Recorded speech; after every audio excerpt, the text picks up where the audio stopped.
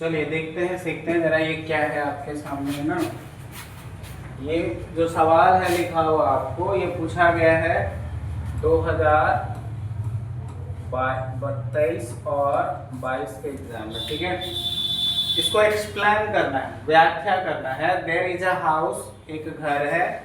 There is a house now अब far away, जो कि दूर है। वेयर, जहां वंस आई रिसीव लव, जहां मैंने एक बार प्यार पाया था, ठीक है।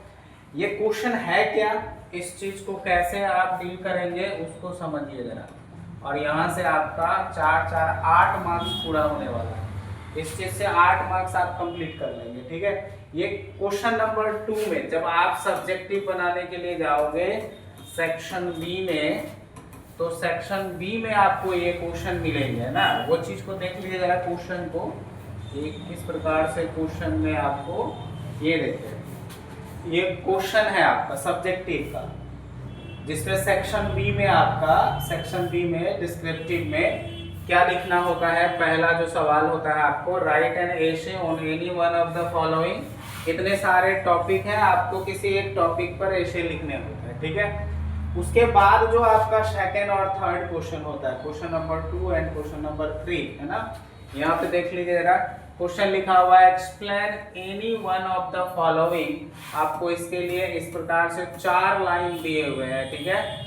इस 4 में से किसी एक को आपको क्या करना है, एक्सप्लेन करना है। आप जब किसी एक को एक्सप्लेन करेंगे तो उसके लिए आपको कितना मार्क्स मिलेगा, 4 मार्क्स। कितने मार्क्स मिलेंगे, 4 मार्क्स आपको इस एक्सप्लेन के लिए मिलेगा। यही क्वेश्चन आपको शुरुआत में हमने दिखाया है, और ये क्वेश्चन नंबर 2 में और क्वेश्चन नंबर 3 में पूछता है। क्वेश्चन में आपको क्या करना होता है, एक्सप्लेन करना है। 4 लाइन दिया हुआ है, और ये 4 लाइन कहाँ के हैं, तो जो आपका टेक्स्ट बुक है रेनबो का, उसी में से आपको ये लाइन मिलेंगे, ठीक है। तो उस लाइन को किस प्रकार आप डील करेंगे, उसी को हम लोग सीखते हैं, उसका फॉर्मेट। आपको ये 4 मार्क्स और ये 4 मार्क्स, 8 मार्क्स आपको एकदम कंफर्म करना है, ठीक है। तो आइए जरा सीखते हैं। ये जो लाइन दिया गया था आपको, ये किस साल में, 2022 और 23 में पूछा गया, ठीक। लाइन इस प्रकार से है, there is a house now far away where once I receive love. एक घर है जो कि दूर है, जहां मुझे एक बार प्यार मिला था। आपने पढ़ा होगा एक चैप्टर का नाम है माय ग्रैंड मदर्स हाउस, है ना, मेरी दादी माँ का घर, है ना। इसी चैप्टर से लिया गया है, और इनके जो लेखिका है वो कौन है, कमला दास, ठीक है। तो लाइन एक्सप्लेनेशन का जो सबसे अच्छा, सबसे उत्तम तरीका है कि सबसे पहले आप उसका फॉर्मेट जान लीजिए, और उसी फॉर्मेट पर सारे चीजों को लिखना है। एकदम से आसान है। जब आप इसको लिखेंगे इस प्रकार से, तो सबसे पहले आपको यह इन्फॉर्म करना है कि यह लाइन किस चैप्टर का है, किसने लिखा है। जैसे फॉर एग्जांपल आपने लिखा this line has been taken from, इतना कॉमन है आपका। एक चीज और ध्यान रखने योग्य बातें हैं, वो क्या ध्यान रखना है आपको, कि ये जो लाइन हमने यहाँ पर लिखा है दिस लाइन हैज बीन, यह चेंज हो जाएगा, इट विल चेंज। कब चेंज होगी, जब आपका यहाँ एक से अधिक लाइन होगा, तब आप क्या लिखोगे, इस जगह पर आप लिखोगे दीज लाइन्स, और हैज के जगह है, क्योंकि वह मोर देन 1 हो जाएगा, प्लूरल हो जाएगा। इस चीज को आप यहाँ पर लिखोगे, बाकी सारा फॉर्मेट आपका सेम होगा, है कि नहीं। This line has been taken from, अगर वह चैप्टर आपका पोएम है तो पोएम लिखोगे, अगर वह प्रोज सेशन का है तो आप प्रोज लिखोगे, है कि नहीं। तो आपको यहाँ पे इस चीज को मेंशन करना है, this line has been taken from the poem. From poem, कौन सा पोएम है आपका, तो माय ग्रैंड मदर्स हाउस, इसी चैप्टर से यह लाइन लिया गया। ठीक, इन्फॉर्मेशन ये दिया आपने। दूसरा चीज जो कि लिखा गया है, which is written by, है ना, जो लिखा गया है which is written by, यहाँ पर आपको poets के नाम देने हैं, which is written by कमला दास, जो किसके द्वारा लिखा गया है, कमला दास। आप इतना लिख करके भी छोड़ सकते हैं, या अगर आपको कुछ एक्स्ट्रा इन्फॉर्मेशन देना है कमला दास के विषय में तो आप यहाँ पर दे सकते हैं। जैसा अगर आपने पढ़ा होगा तो उसमें पता चला होगा कि ये नोबेल प्राइज इनको शॉर्ट लिस्टेड में थी उनके लिए, है ना। तो आप यहाँ मेंशन कर सकते हो शी was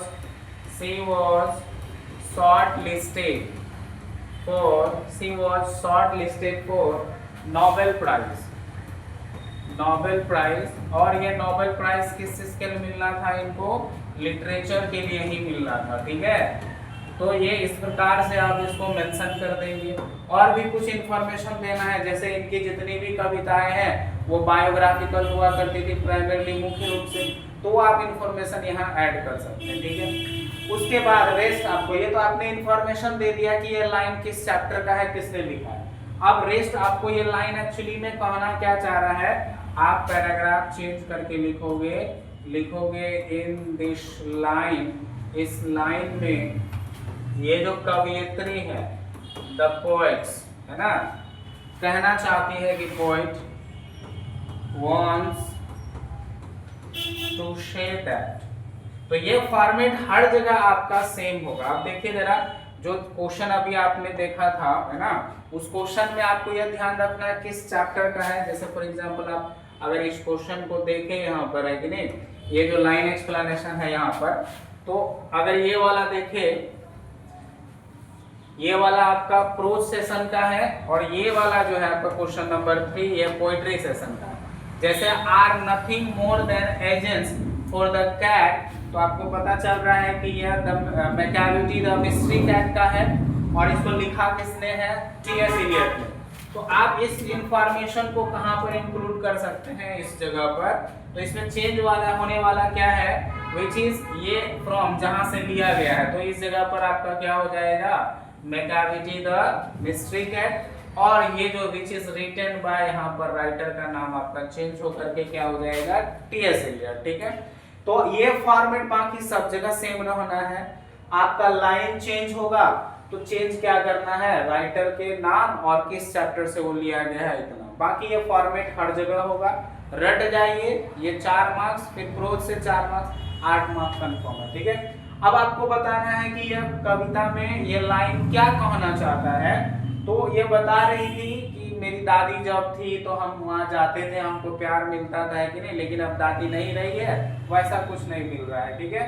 तो in this line the poets want to say that, कहना चाहती है, क्या कहना चाहती है, तो आप इसमें आगे लिख सकते हो कि when she was young, जब वह छोटी थी, when she was young, जब वह छोटी थी, है ना, she lived, वह रहती थी, किनके साथ रहती थी, तो अपनी दादी के साथ। she lived with her grandmother, वह अपनी दादी के साथ रहती थी, ठीक है, इतना मेंशन कर दिया।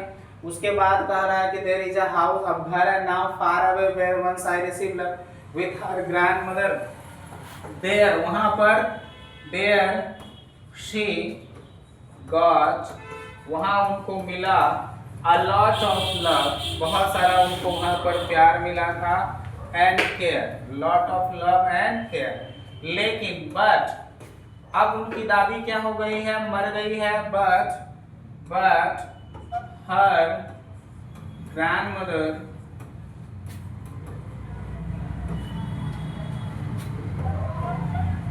Is dead.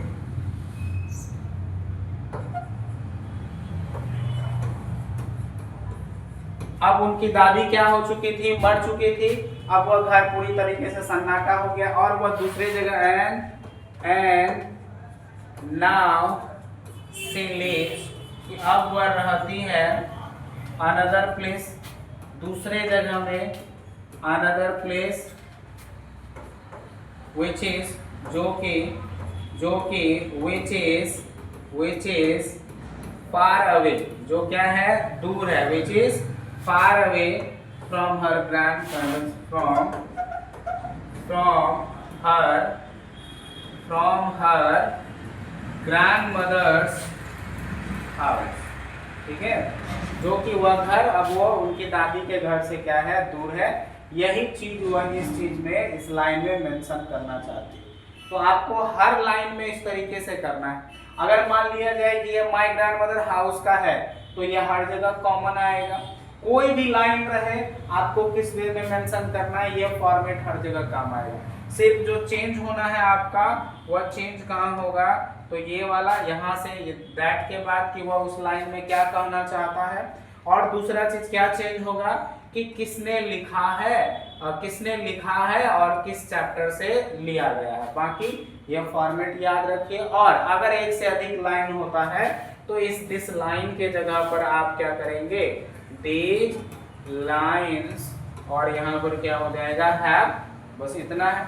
अब मान लिया जाए किसी को समझ में नहीं आ रहा है भाई यहाँ क्या लिखना है नहीं लिखना है, तो इतना लिखने के बाद आप उसी लाइन को यहाँ नोट कर देंगे। ठीक है, ये चीजें थी।